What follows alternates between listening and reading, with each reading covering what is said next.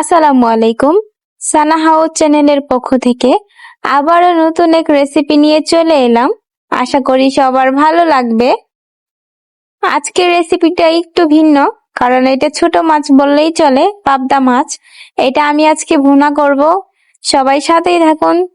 এখানে আমি পাবদা মাছ নিয়েছি, এখন কুটার পালা। তো আমি এখন কুটে নিচ্ছি, দেখতে পাচ্ছেন। এটাকে এখন কুটে পরিষ্কার করে ধুয়ে নিব। মাছ কাটতে কঠিন হলেও খেতে কিন্তু ভীষণ মজা। এখানে আমার মাছ কাটা হয়ে গেছে, এখন আমি পরিষ্কার করে নিয়েছি। ভাজার জন্য লবণ আর হলুদ মাখিয়ে নিব। তারপরে একটা কড়াইতে তেল দিয়ে দিব। তেল গরম হয়ে গেলে একটি করে মাছ ছেড়ে দেব। মাছগুলো এপাশ ওপাশ উল্টে লাল লাল করে ভেজে নিব, ভেজে উঠিয়ে নিব। এখন কড়াইতে পরিমাণ মতো জিরা আর পেঁয়াজ কুচি দিয়ে ভেজে নিব। নাড়াচাড়া দিয়ে হালকা লাল লাল করে ভেজে নিব।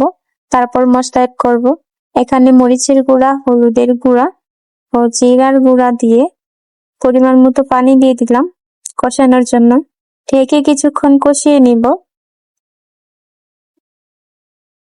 পানি শুকিয়ে গেলে ঢাকনা তুলে একটু নাড়াচাড়া দিয়ে দিব। আপনাদের সবাইকে অসংখ্য ধন্যবাদ আমার নতুন চ্যানেলের পাশে থাকার জন্য। এখন আমি মাছগুলোকে দিয়ে দিলাম, দিয়ে আবারও কিছুক্ষণ নেড়ে চেড়ে দিব।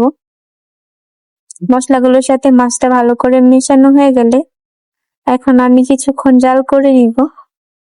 এই রান্নাটা একদমই মশলা কম, সেজন্য স্বাদও বেশি। ঢেকে দিব এখন, ঢেকে কিছুক্ষণ জাল করে নিব। আমার ভিডিওটি ভালো লাগলে অবশ্যই লাইক করে দিবেন। ঢাকনা উঠিয়ে এখন আমি পানি দিয়ে দিব। পানি দিয়ে নেড়ে চেড়ে আবারও একটু জাল করে নিব।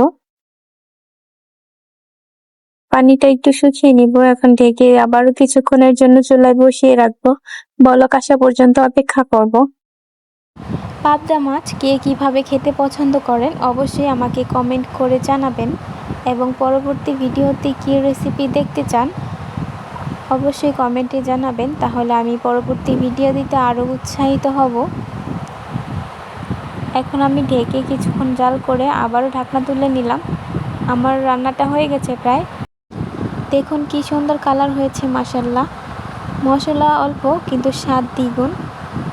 অবশ্যই ট্রাই করবেন। আমার ভিডিওটি ভালো লাগলে লাইক এবং কমেন্ট করে সাবস্ক্রাইব করে দিবেন।